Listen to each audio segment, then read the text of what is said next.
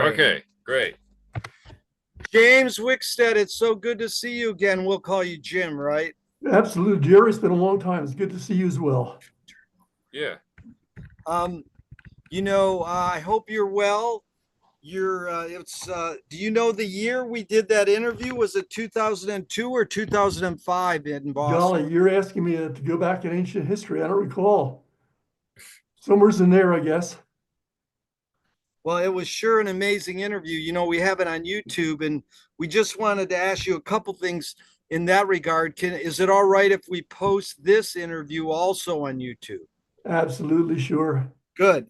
And so if we cut off in 45 minutes, just hit the link again and we'll come back on. Okay, the link again. Yeah. Okay, You I'll just figure go it back out. to your email. And then at the end, we were going to do a false ending and then have you, if you don't mind, just give a heads up kind of promo comment like, thank you for celebrating because it's our 35th annual festival in November, if you can believe that. That is absolutely incredible. Yeah. So, anyways, Jim, what is the things that stand out for you that you've learned over the years about Pixelvision that we didn't discuss 20 years ago? Anything important or impactful that has come up? They had a screening at Lincoln Center there a couple years ago. I don't know if you were aware of that. I was there. Just a couple years ago? Oh no, not a couple of years ago. No, I didn't know that. Good grief. Yeah. No, No, that was pretty amazing because I couldn't believe the guy didn't contact me because almost everybody in his series was in our festival, but he was just trying to promote someone who was in his circle of friends, and they had a screening at Lincoln Center, and they got a lot of press, and that was good. So it kept Pixel alive. But I mean, anything has reverberated with you and your world in regards to Pixelvision. no, really nothing at all. Well, I've been sort of off the radar screen with Pixelvision for a long time. Every now and then I will get an email from somebody with a technical question. And, in reality, there's not much you can do about it technically because a lot of the componentry is well out of date at this stage of the game. So I just, there were a couple of names that I had in my Rolodex. So I would just forward them on to them in regards to any issues they had with existing cameras. But that has rolled off quite a bit. No, I've heard very little of Pixelvision. Frankly, I haven't been focused on it at all. And how about being an inventor? Are you never going to retire, or did you retire with James Wickstead Invention? Well, I retired my company, which is really a James Wickstead Design Associates. I just, when you're in this business, people have no idea how often and how hard you work. I mean, for me, it was 7 days, 6 days a week, 12 hours a day, and it got boring after a while. So I get out of it. But no, invention, still do some licensing, still like to work with people who have wonderful ideas and help them get those ideas into the world and hopefully patented and protected and making some money for them and giving them some satisfaction that anyone can have a great idea in the world. It's just a matter of finding the right connections to get it developed, get it protected, get it licensed so someone else can really merchandise the life out of it. Did you retire a certain year? I mean, did you close James Wickstead Design a certain year? I did, 2019. 2019. How do you stay so healthy, and what's your secret for longevity, Jim? Well, first of all, I have two homes, believe it or not. One's back in New Jersey with a lot of acreage, a lot of gardens, a lot of space, and I do a lot of work on that, which keeps me pretty active. And then I do a lot of unusual automobile restoration, which keeps my temperament sort of in line. And I eat reasonably well. And my wife lives out here in Santa Fe, which is where I am now. And we get together and travel a little bit and just have a good life. I've been lucky. Uh, Health is one of those things. It's very much a matter of, in some regard, just good fortune. If you're healthy, you're very lucky. If you had some bad spells, well, that's bad luck, and you just try to get over it. I mean, I've had my share of illness and gotten over it, and right now I'm feeling great. It's really nice of you to spend this time with us, Jim. And I'm going to introduce you to Sam now because he has some questions. He's our technical advisor and archivist for Pixel This. We also have Joey in the Bronx, and he's our co-director now. So we're looking forward to celebrating the 35th year in November. So here's Sam. Sam's from Ohio, and Jim, Thanks, he has Sam. a few questions. Thanks for your time again. Sure. Hi, Jim. It's really nice. It's really an honor to meet you. Your invention has had a big impact on my life. Thank you. Oh, thank you, Sam. That's always good to hear. I'm very glad to hear that. So yeah, I just had a couple. Well, I had more than a couple of questions for you regarding the Pixel camera and some of the more technical things. Um, I was most curious where exactly, over here we have video, and over here we have an audio cassette tape. I was just very curious, at what point did those two ideas come together? Um, was it in a meeting? Was it in an epiphany? What happened there? It was actually in a meeting. We used to have conferences in my office once a week, new ideas, new thinking. Somebody said, well, let's make a camcorder for kids. Well, this is at a time when camcorders were $1,600 items, and that was an impossibility. And we said, could we make one for under $100? And we thought about it and said, well, here are the technologies. Audio tape is one, which is out of the question. Videotape, too expensive. And then one of my engineers, who's a very bright guy, said, give me a little time to think about this and do some work. Maybe we can do something with audio tape. And the epiphany was realizing that an audio tape head had actually extra space on it. Suddenly we had room for video. And the question was, okay, how do we do this? We looked at head designs. We realized we could put video here.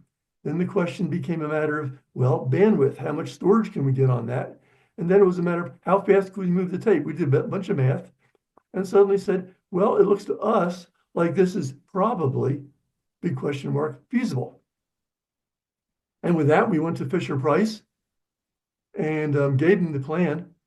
And much to our amazement, they went into it. And we then said, oh my God, we're committed here. We got to do something. So we then put our heads together and started to do some work and prototyped and suddenly found it could be done. Fascinating. Jim, what was the name of that engineer? His name was Tommy Height. Yeah. Tommy has long passed away. Yeah. But he was a very, very bright guy. He was not what I would call a heavy implementer, but he had a very good sense of technology and what could be. And that, I'm not looking for great degrees when I hire somebody. I'm looking for a guy who really can solve problems. And he was very much a problem solver. That's fascinating. Did he, one more, did he say, in order to do this, heads have extra space, how fast can we move these heads? Did he say black and white, or did you say, because in our previous interview, you already had an aesthetic for black and white moving image through Kurosawa and Bergman. Who was the one who... That's right, but the aesthetic came about the same time as we were developing the camera, because it was pretty obvious we could not handle the requirements of color. So it became black and white. Then we did simulation. We actually did believe it or not, back in those days, we did computer simulation of what this would look like. And it was very funny because there were a lot of dropouts. There were strange things happening because we were running it at a relatively low track speed. And I looked at those and I said, gosh, that's fantastic. And also, then the question became, how much imaging could we accept? What was the limit of what I would call an acceptable image in terms of black and white? And between black and white, there are almost an infinite scale of grays. We started to go back to limit the grays and reached a point where it seemed like it was an acceptable bandwidth in terms of life of the cassette speed and also an image. And for me, the image, everyone was saying, oh, the image is too black. I said, no, that's really look at Igor Bergman, look at Kurosawa. These people did amazing things with very low definition black and white. And the secret is convey the story, not so much the beauty of the image. And that was where it all began. And that was what we sold. And frankly, that's all we could do at that point. I think you guys achieved a fantastic result. Um, can you tell me a little bit more about Tommy Height and maybe some more of his contributions to the project? Well, Tommy Height had an electrical engineering background. I don't recall whether he'd actually graduated college or not, but he, typical of a young guy in those days, he was into many things, some of them good, some of them bad. But he was one of those people who just would look in the ceiling and say, I think this can be done. He was not the only person on that job. Of course, we had programmers, we had other electrical engineers, we had industrial design, we had project management. But the fact of the matter is, Tommy mechanically and electrically sort of brought the thing together. Now, sadly, he passed away a number of years after that job was done. But nevertheless, I still give him an awful lot of credit for that, making that happen. It was a team effort. But in my opinion, it was Tommy's idea of how to make it happen that really drove the project. It's one thing to say, I have an idea. Okay, I have an idea. It's called levitation. Meaningless. Show me how it works. Make it happen. That's what it's all about. So the idea of having a child's camcorder was nice.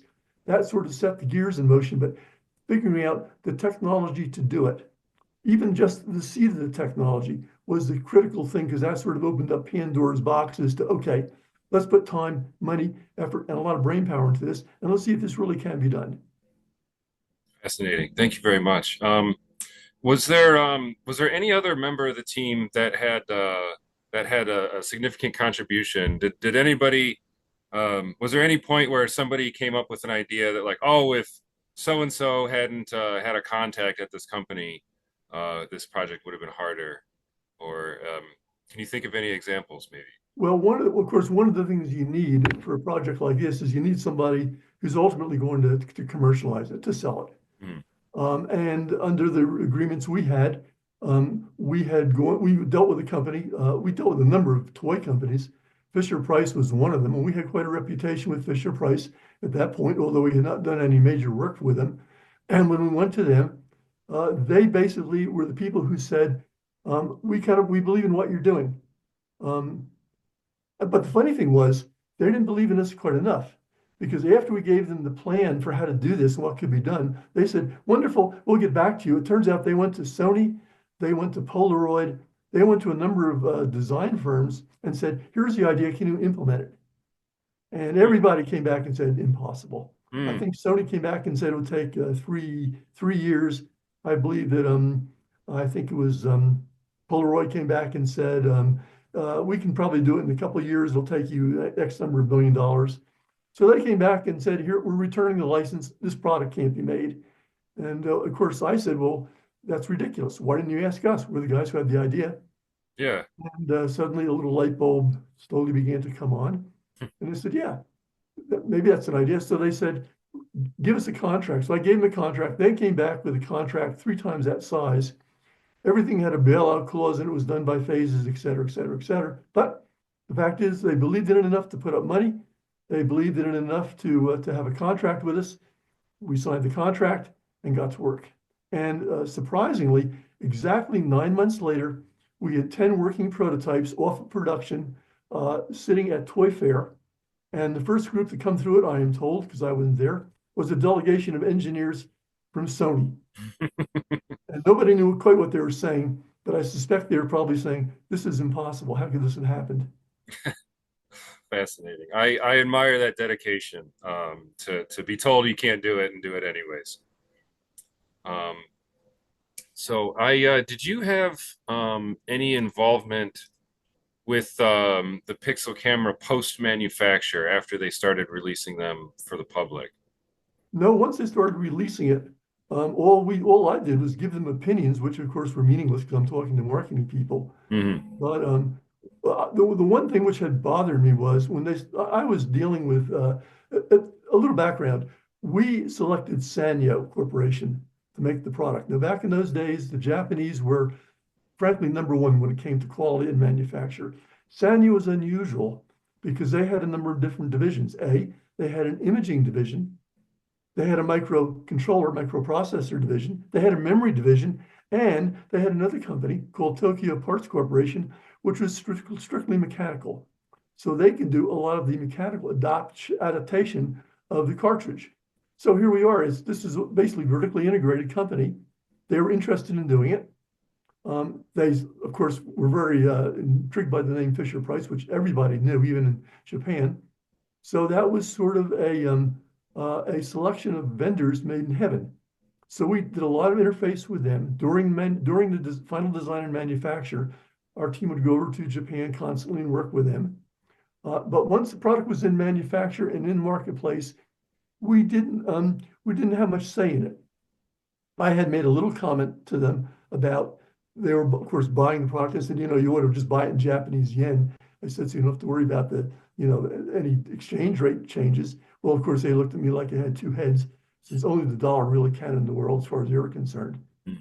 And by the way, that ultimately became one of their undoings, but that's a somewhat different story. Sure. And no, we dealt with them on and off. We were very concerned about price points. We were very concerned about maintaining quality. But that was it. Once they got their hands on it, they ran with it. Okay, great. In recent years, we've come to discover that there's a couple different varieties of pixel camera. The most common variety will beep when you get to the end of the cassette tape, and the motor will continue running, but it will beep. It has come to our attention recently that there is an auto stop pixel that will simply stop, and there's an auto stop mechanism. Were you aware of these two varieties at all? I was not.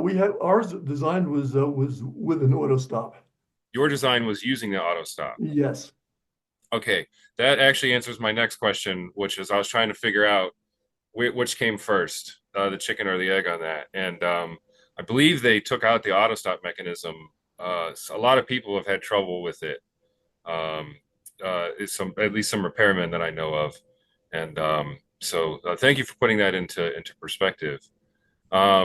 So you didn't have any involvement in the Sanwa Sandpix or the Georgia camera. That was all post market, right? Yes, it was. Okay. Great. Jerry has made me aware. I didn't know this during my research. I've done a pretty big internet deep dive on the Pixel 2000 in recent years. I've dug up almost anything I could find technically, but Jerry has informed me that there was actually a color pixel and a prototype. Can you tell me a little bit more about that? I can. After Pixelvision was going black and white, we were approached by Hasbro Corporation. And Hasbro said, could we ever do one in color? And we thought, well, there is a chance. So I said, if you could just fund us for maybe a month's worth of work, and we'll just do it really at cost. Let's see if we can put together a plan to make this happen. They did that. And we did come up with a plan for a color Pixelvision. Now, it was much more difficult, of course, as black and white, but memory was coming to the forefront, less expensive. Microcontrollers were getting better and less expensive.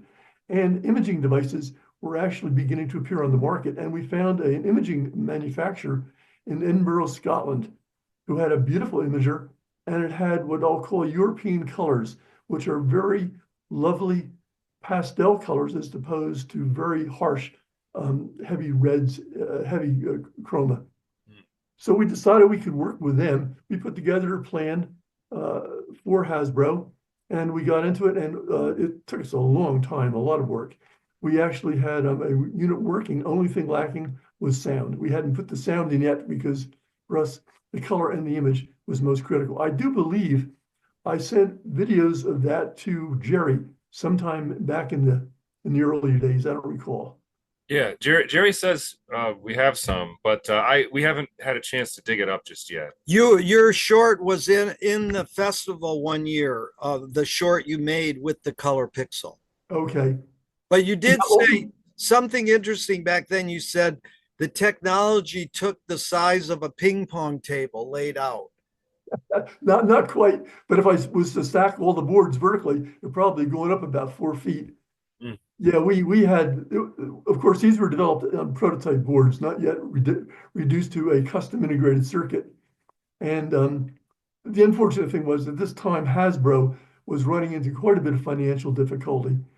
And I think their decision to can the project was, which they did, was probably a good one. mm, Technology was evolving, things were getting better. I mean, every month something new would come out, which would make what you've just done a little obsolete, a little less expensive, a little better. Um, and they were tight on money. So I think they're kidding and stopping the project was a wise business move. Of course, it made us very sad because we had spent a lot of time and frankly, we had gotten the color to a point where I thought it was fascinating and acceptable. Again, it had a lot of the characteristics of the black and white Pixelvision in that it was pixelated. It was quirky as an image moving over a screen, but nevertheless, it was there. fascinating, fascinating. Um, where was let's see. Can you do you recall any of the technical specifications, like what the resolution was, or the color depth, or the tape speed?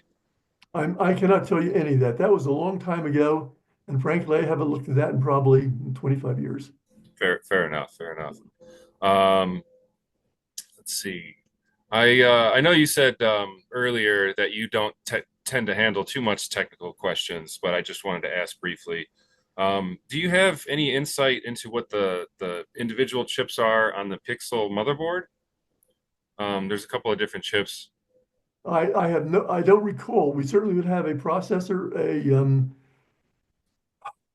I'm trying to recall, this is a long time ago. We would have a processor, a memory, and probably a controller for the imager. That's Okay, about all I can recall. Um, okay. Um, and then another esoteric question. Do you think it would be possible at all to bypass the auto light leveling feature and control it manually? Or is that that part of the circuit kind of too baked into what the Pixel does? well, that's a good question, and I don't really have a good answer for you. Okay. Um, because that is, people don't realize it. Our company actually invented a process called auto irising. Ah, I think that's the feature I'm referring to. Yeah. Yeah, and that is built into, that would be part of the microcontroller, so that would all be built into it. Okay. Could it be bypassed? I don't think easily. Okay. Thank you for that. And I got a couple personal questions here. When exactly did you get involved in electronics and engineering? Probably in about 1969, 1970. Great. What attracted you to those to these skills? Well, they to me were part of they're part of a matrix which made up a product. My background is mechanical engineering really and industrial design. So I realized that I couldn't do all products myself, so I had to bring on board a team of, sort of engineers, electrical engineers. Programming was just coming into its own at that point, so I brought on programmer, electrical engineer, and Mm, we started to develop products, and we invented a few products that we licensed. And a friend of mine ultimately got me involved in the toy industry. Our first clients being Parker Brothers Toys, and that's when we got ourselves really involved in electronics. And I'm not an electrical engineer. I knew enough to be dangerous. But most important, I think my saving grace was I could understand how all different technologies could work together to make a product. mhm. And then the secret was putting together a team that would actually talk to each other as a team and make it happen. And that turned out to be something I was lucky enough to have happen for me. Great, great. Did you do were you involved in any electronics projects when you were a kid, or in high school, or in middle school? No, strictly mechanical. When I was in grade school, I started building my own car, Mm, and that carried on into high school. And after I got to college, that project died. But still, I built my own little racing car chassis. I rebuilt the engines, designed the body, built it. All the things necessary to make a little car. Fascinating. Told me about integrating parts, technologies, and different people's points of view. great, great.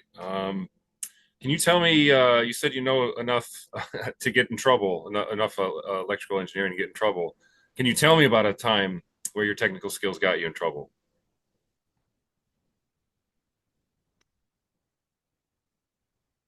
Actually, I can't. I probably suppressed it. My mind is a great filter. I think probably there's a garbage pail in my mind that says these are projects that failed. That don't even think about them. No, Okay. for the most part, I more or less remember the successes. Um, I do remember one project which didn't so much fail as it was probably my fault. I never realized that the clients were changing their specifications of the project as we were developing it. Ah, We developed a device which would automatically count clothes hangers on a rack. In the past, that used to be done by hand. You take inventory of your wares in a retail environment. We had a wand that we just run over the top of the hangers. It would count each one, and it worked great until they changed the color of the hangers. mm, White reflected light, black absorbed light. mm, So if you had a dark hanger, dark brown or black, suddenly it wasn't counting well. We had made that clear initially, but I didn't realize that we hadn't written that into specifications.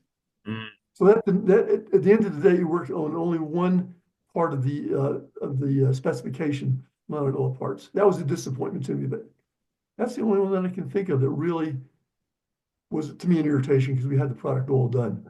Mm. We found out. Okay.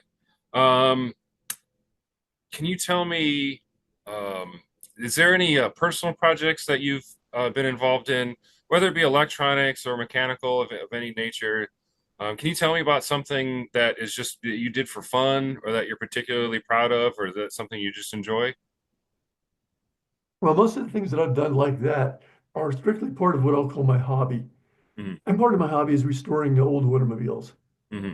So I find that fascinating because it has a mixture of, well, there's a little bit of electronics, but an awful lot of mechanical, a lot of aesthetic, a lot of um, culture, which I find fascinating with each of these items because each one reflects at that time the temperament, quality, capability as an example, the country's culture. Of course, that's an interesting perspective. Can you tell me about a specific vehicle, one that you particularly enjoyed working on, or a project that you were proud of? Yeah, I had bought way back there a very old Ferrari. Back in those days, you could buy them for a reasonable price, Hmm. and I bought it, and it was in pretty nice condition. But I was having some problems with it, and by the time was over, I had the engine out, engine apart. Then I decided, despite the fact it looked like it was in good condition, it really had some wear. Well, I took every last nut and bolt out of the car, and I had the body and chassis sitting up on jack stands for 10 years. And I would come back on weekends when I'm done with my office.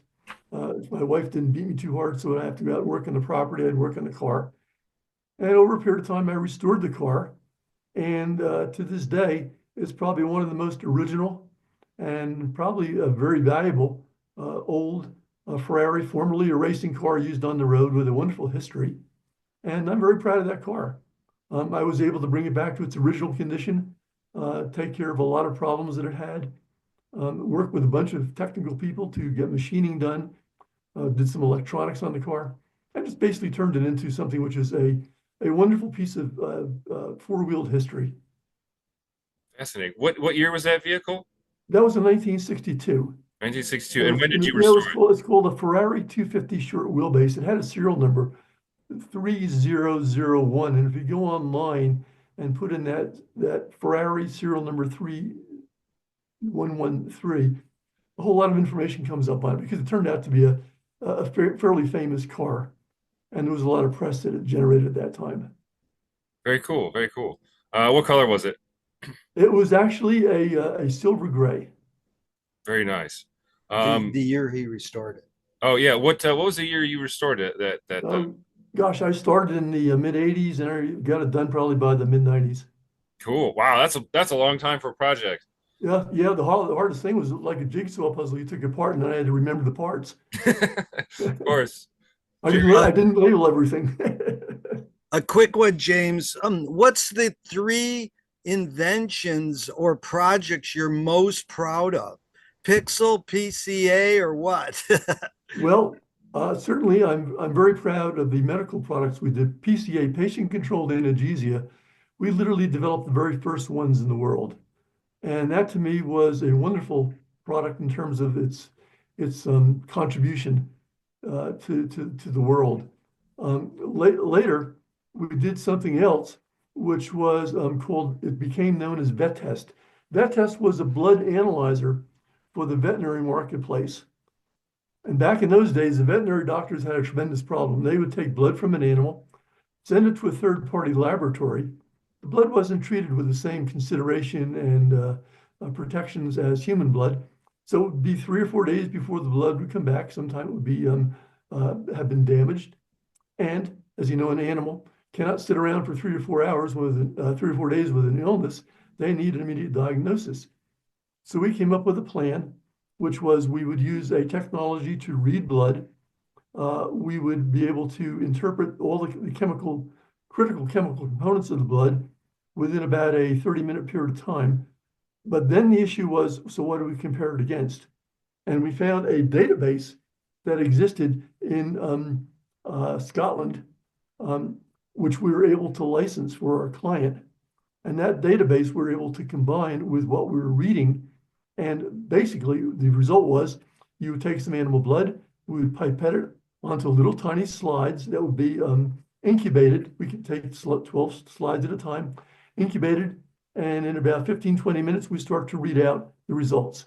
And we read out the results against information. And the information in was, what is the species of the animal?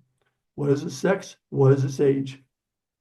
And based on that, the database would begin to pull out how each of the blood chemistries compared to statistically what each of those parameters would find reasonable. So we'd have a 12-year-old male schnauzer, and it would say, well, the first test you want to run is you're going to do a urine test. You're going to be looking for ammonia. You're going to be looking for polyrubin. Test number 1. Test number 2, we put another slide. We would run another test. It would give us a parameter as to, based upon statistically, what those creatures were having wrong with them at particular times in terms of chemical properties. And the result was, within a very short period of time, a veterinary doctor on his desktop could determine exactly what the chemical property issues were with an animal and have them prioritized so we knew exactly what the treatment could be. So this was later licensed to a company called IDEX Laboratories up in Maine. They were one of the leading manufacturers of blood pharmaceuticals, animal pharmaceuticals, and they sold it throughout the world for many, many years. It was frankly a wonderful product, and it was a result of an awful lot of effort on our part. But from their standpoint, they could do what you always want done with a good product. They could get it to all the people who could really enjoy it and make use of it. Wow, that's an incredible project. When did you put that together? That was put together in the mid-90s. Mid-90s. Very Yeah. cool. But I mean, does Pixel rate up there in your top? Yes, So would Pixel be 3? It would be PCA, then the Breath, and then Pixel. I was for my loves, Pixel would be number 1, PCA would be number 2. Yeah, because it did what I wanted to do. It conveyed something to kids. Yeah. It was a teaching and, to me, an aesthetic learning tool. That my plan was kids could learn how to do wonderful videos without having to be steal Steven Spielberg with his budget to have a camera. They could have a wonderful toy to work with. I had no idea it would end up in the hands of very talented creative people of an older age. I thought this was all for kids, but that's what I really wanted, and that's what I loved the most.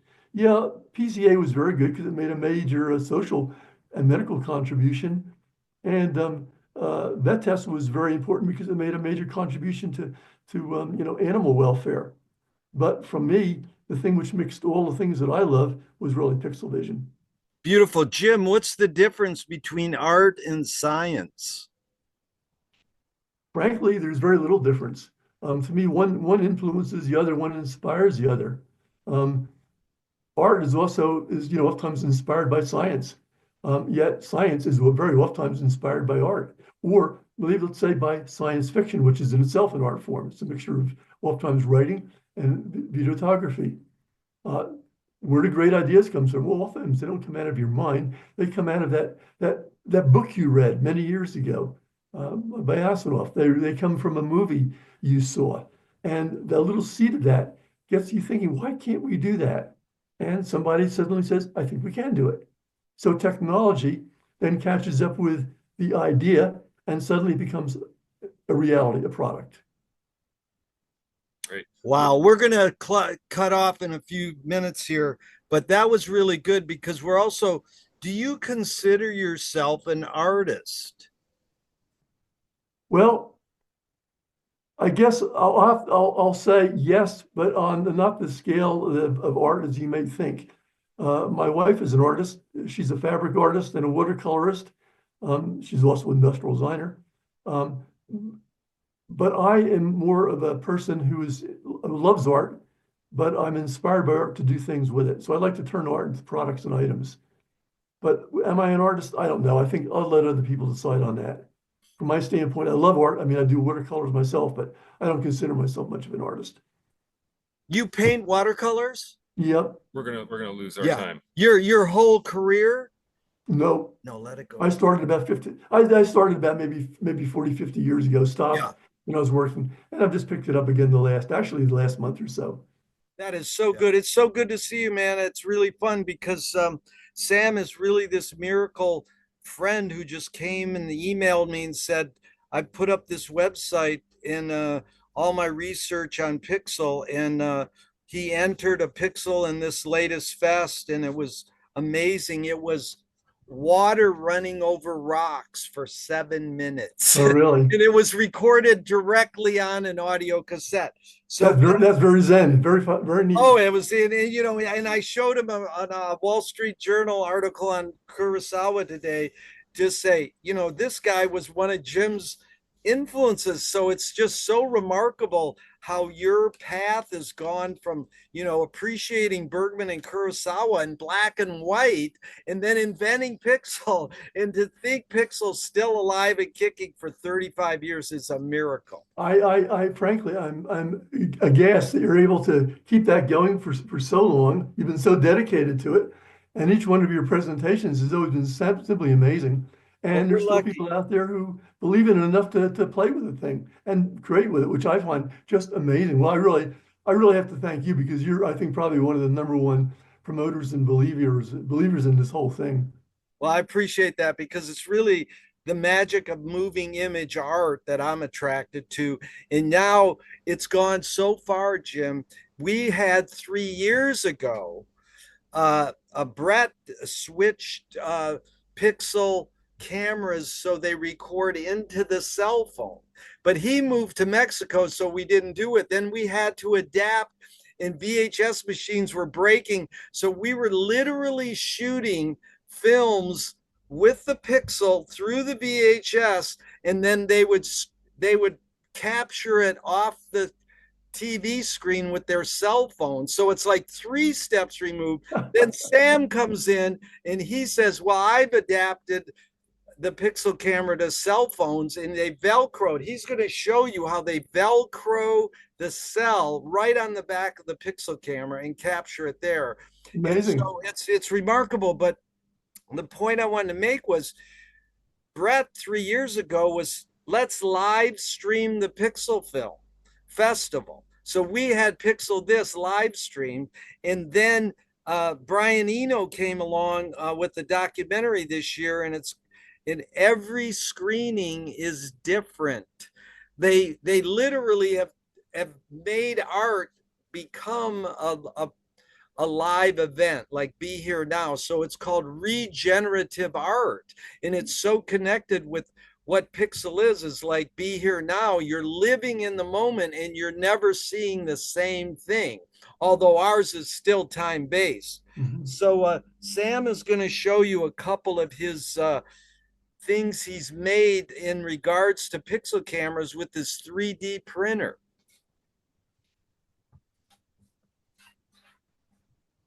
Hi, Jim. Hi. So I really have to thank both you and Jerry for all of the opportunities here. The Pixel camera has really changed my life, and it's brought me to Venice and brought me, given me a lot of opportunities that I wouldn't have had otherwise had this incredible camera not come around. Um, Well, I mean, the credit goes to you. You identify the tool to work with and turn it into something of your very own. So that's fantastic. Thank you very much. Thank you.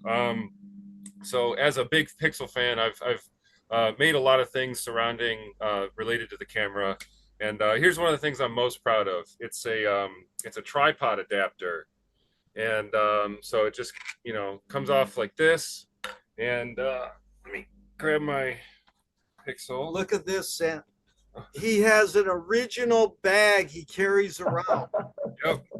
Now, as he's pulling it out, Jim, you got to realize Sam's main thing on his channel. Oh, something just came up. We just hit OK. Oh, that's okay. Yeah.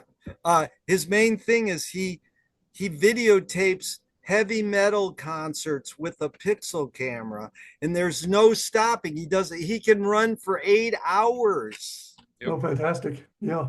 Yeah. So here's my Pixel camera with the tripod on there. Yep. Here's Yep. the tripod mount he 3D printed. Yeah. Yep. So you can screw it into a normal tripod. Sure. Makes a lot of sense. Yep. And then here's what I got set up with the cell phone.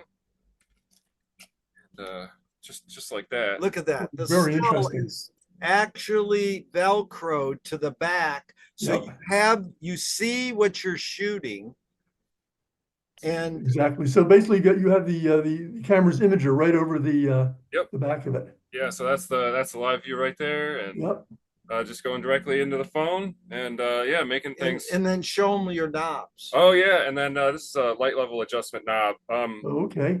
I basically just took one of the trim pots on the board, on the circuit board, is just to bend it out to here. Yep. Right. And yeah, so that's the majority of what I've done here. And then based on, so I watched the original interview that you did with Jerry back in 2002, I think it was. You guys had discussed the infrared filter, or the blue chip, as many people like to talk about it. Yeah.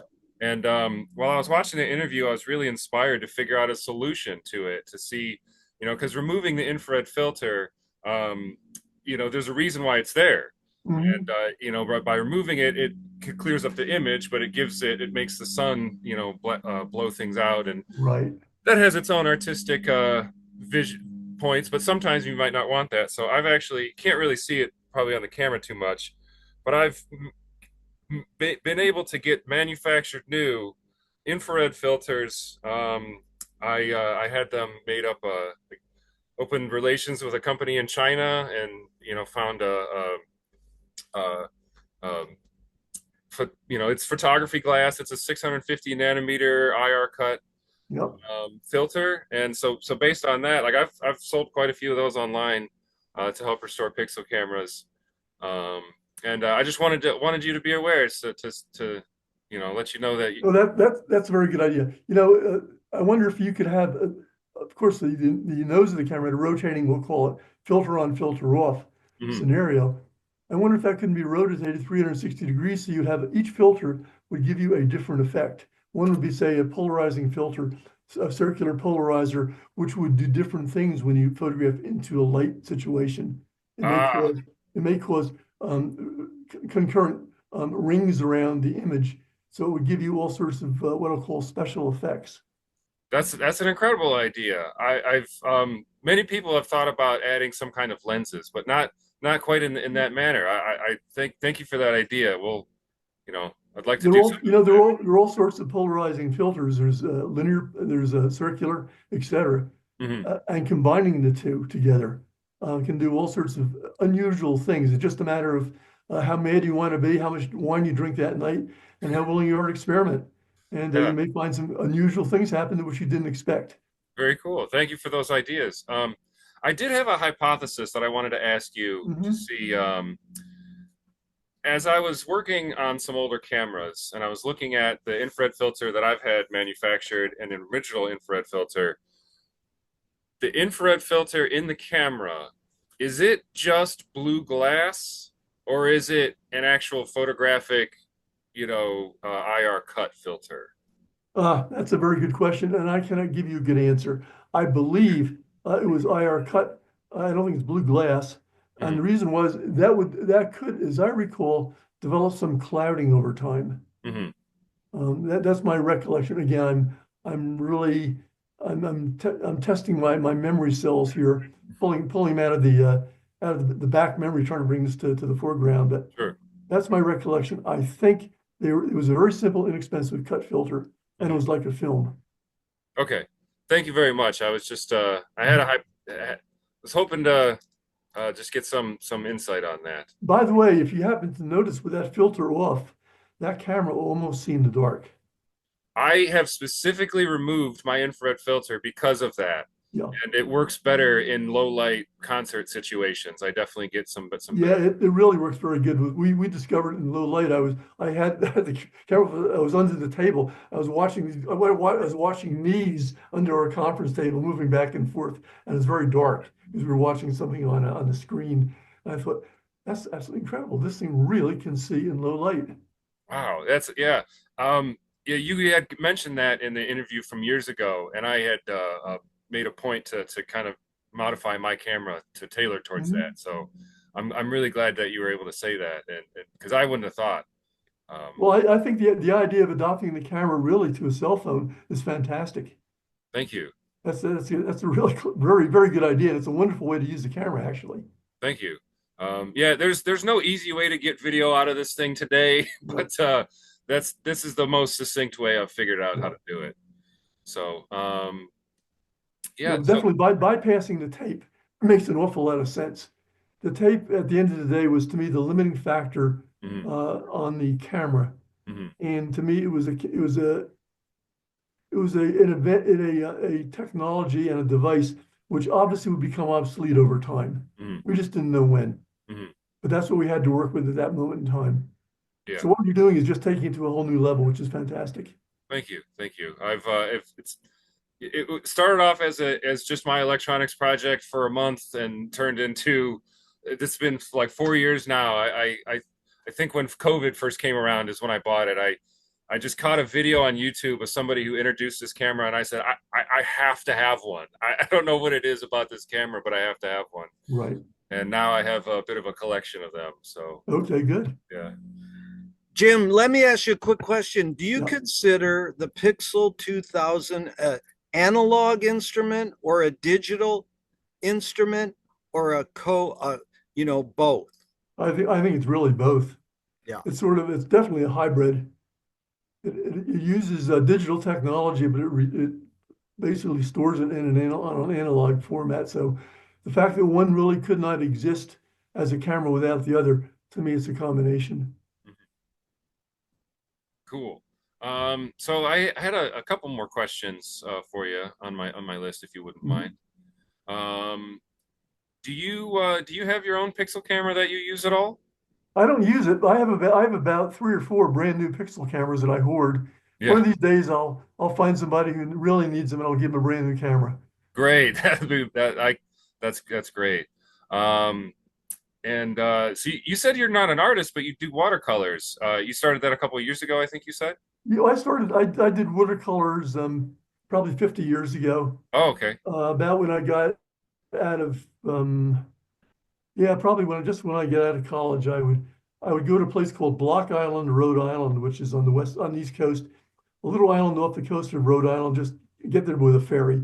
Hmm. And I would do a lot of watercolors out there. It was just a little Scandinavian hangover fishing village from years ago, and I loved to watercolor there. And of course, I came back and got involved in business, and pretty soon your hobbies take second rate to your business, and your business becomes your hobby, and suddenly it's taken over. So 50 years later, I've gotten back into it and just having fun with it, just playing around.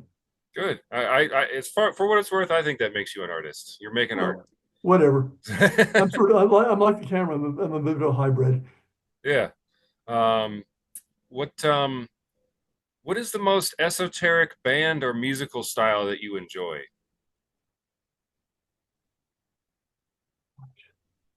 I like almost any musical style at all. I think the one thing I find a little hard to get my head around is atonal music, Mm, but I love almost all music. It just has to do something to you, you know? mhm. But Right. of course, and behind me, I've turned it off. Listen to classical music all the time here. But back home, I'll listen to classical music. I'll listen to, um, old rock. I'll listen to folk. I'll listen to some of the more contemporary, popular music. Mm. Can you And if tell me it, some of your favorites? no, I really can't. Okay, fair enough. I can't. Um, great. Let's see. I think that's most everything.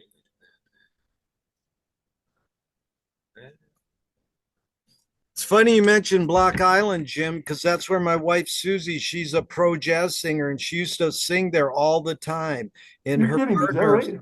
Storm and Norman and Susie were the band. They played in Block Island all the time and played up and down the East Coast, and eventually played Carnegie Hall. And they've been in the Pixel Fest many times. That's fate. What a small world, because so few people knew about Block Island back in those days. Yeah, it's a magical place indeed. It It's truly really, is. Yeah. it's sort of the whole thing of the magic of what moving image does. Marshall McLuhan would ask people, what does the invention extend? What humanness? So, like a knife and fork extends our teeth, and a shutter and a camera extends our eyelid. Yeah. And when they asked Marshall, well, what does movies extend? What humanness? And he said, the foot, because you're traveling Mm. like on a magic carpet ride. But I mean, what would you say? Your invention, the Pixel camera, what humanness does it extend? Well, I'll be very, very esoteric here. I'll say it sort of extends your soul, Yeah. because suddenly you can convey to other people your most intimate thoughts, and observations, and do it in a way which is abstract enough that they can read into it and say, I see this, but I can also see 100 other things, because there's a lot of space between those pixels. Um, I always look at especially photography and video photography in particular as a way of extending your view of the world, and conveying it to other people. And it can be used in a good way, and it can be used as a bad way. It can be used as propaganda.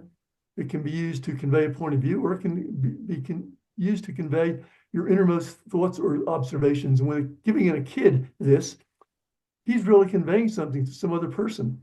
And there's enough room in there, because it's not that specific, that there's room for creativity. The person can look and say, wow, that's neat, but that could also be this. And it sort of implies this, but it doesn't say this. So it gives you a lot of room to add a level of creativity on top of what you're visualizing. It's beautiful because Alan Turing in the 50s asked this question: is thinking a function of the soul? How would you answer that?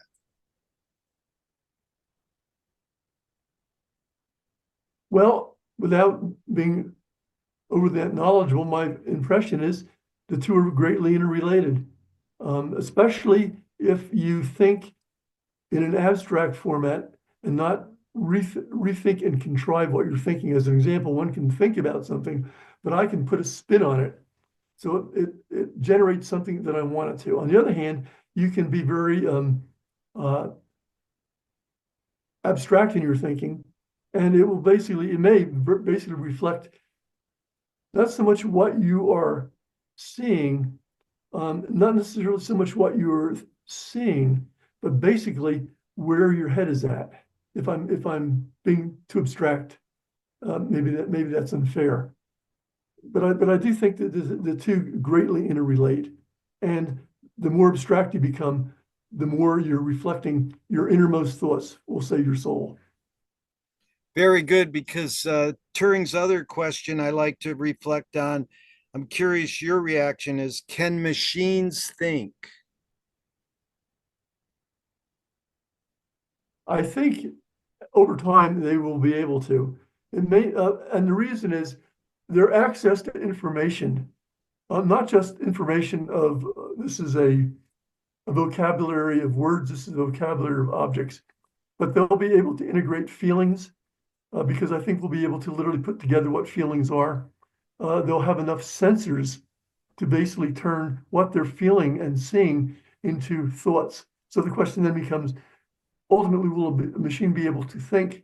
Will it maybe think better or more rationally than a human does? And again, that to me is a matter of, I think, programming. I think you can ultimately program a machine to be highly rational, to make just 0 and 1 decisions and come up with a fairly good conclusion. But yes, I do think eventually machines will be able to think, maybe not quite the way we see thinking, but I certainly think in a way which is logical, intelligent, and makes decision making perhaps a lot better than humans do. Wow, Jim, can humans think without language?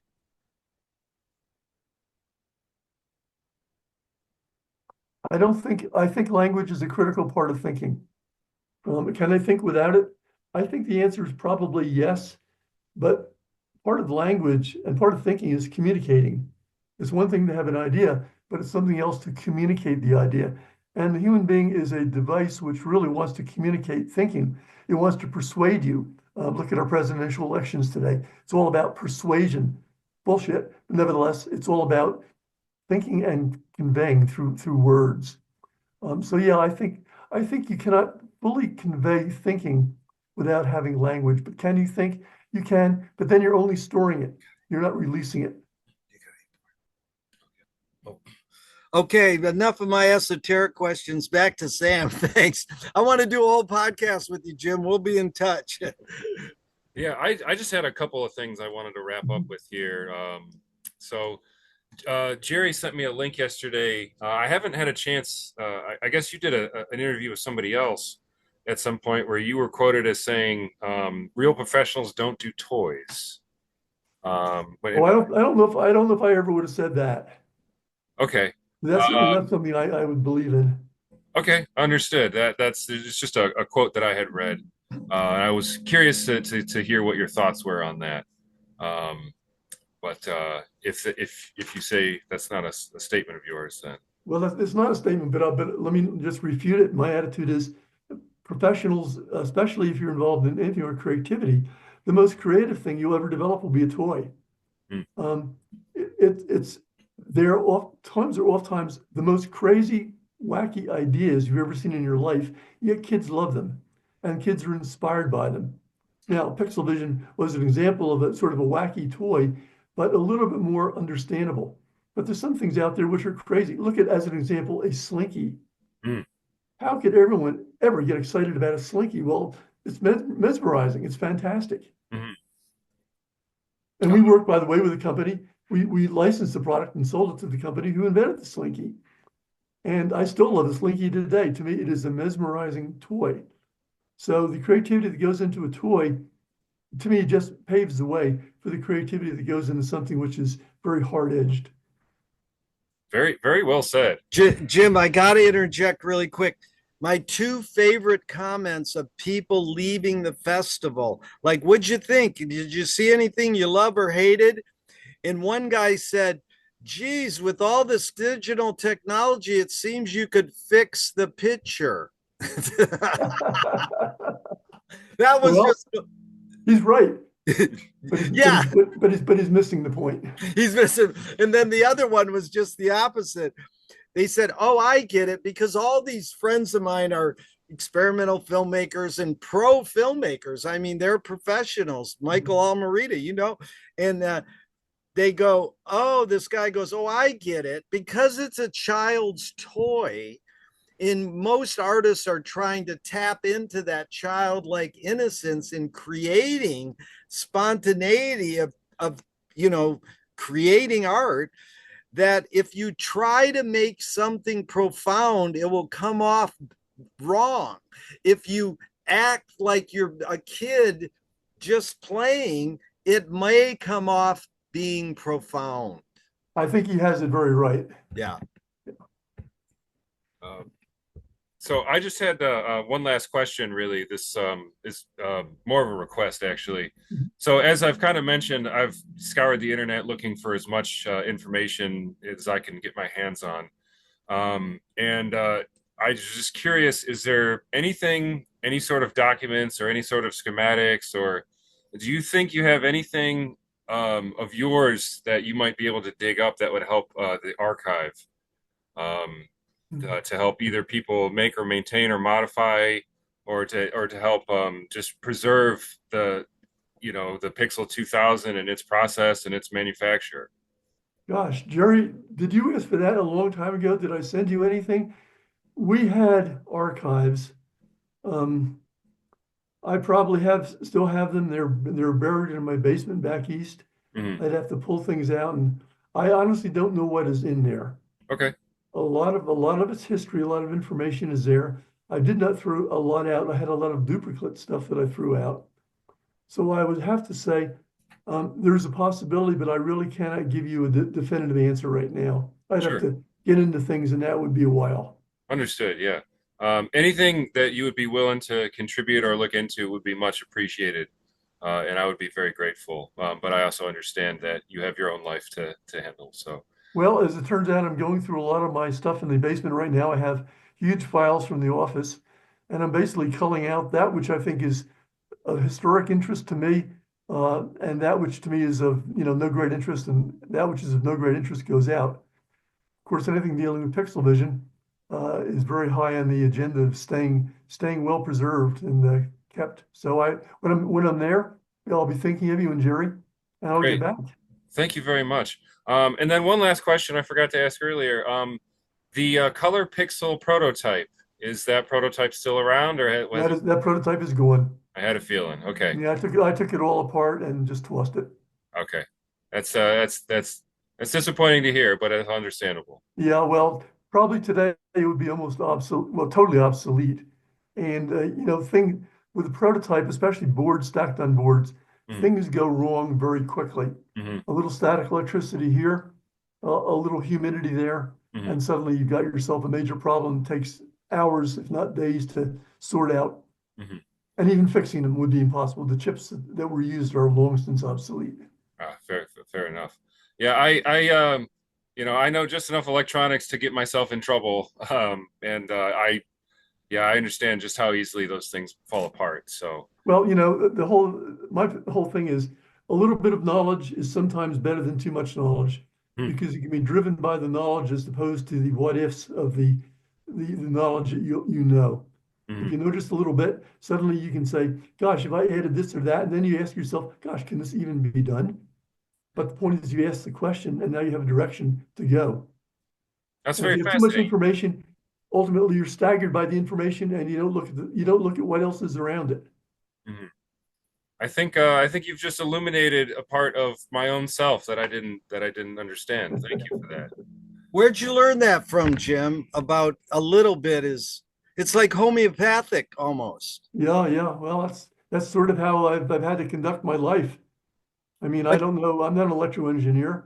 I'm not a degree mechanical engineer, but I've had the unusual ability to see each side's put together and then things up and beyond what they are. did And you a lot of get that? times that idea doesn't a lot of times come from me. It comes from something someone else has said. Someone said, let's do this, let's do that, and suddenly you say, wait a minute, stop right there, and let's explore that a little bit more. Yeah, like collaboration. But did you get that from the way your parents raised you or on your own? No, I think it was just genetic. I think I got it on my own. My parents were not that way. I had one uncle who was involved in building rocket engines for the X-15 and the X-1 and the X-3, but he just built them. And I had another one as a landscape architect who that was highly creative. And I just somewhere along the line I got a little bit of a mixture of this and maybe threw in some of my own craziness, and here we are. Wow. The other thing is, Jim, please consider we have got most of the archives of Pixel on VHS and audio cassettes in Santa Barbara, University of Santa Barbara, in like a professional college archive.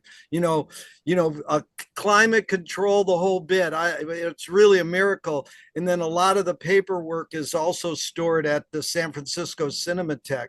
Hmm. So as life progresses, if you want to will your archive on Pixel, it will go into a place where people can further study it, through Sam and these archives. So thank you so much for your time and energy, but more so, thank you for being the great James Wickstead you are, man. Yes.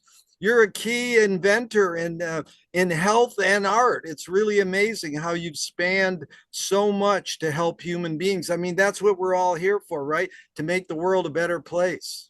Well, you certainly think so, but you don't exist in a vacuum. And having somebody like you, Jerry, who suddenly believes in this crazy thing and is willing to put together a festival which has lasted for 35 years, just kind of blows me away. I can't believe this is the case. But here we are. So all I can say to you is congratulations on doing a wonderful job.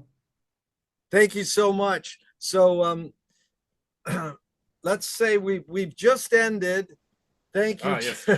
Jim, thank you so much for your time and all of your knowledge and expertise. And as Jerry said, thank you for being the great Jim Wickstead. Well, I know I appreciate your dedication to the camera. You've taken it a step further, which means it has far more life, far more of a viewing group, and turned into something above and beyond what it was, which is just wonderful.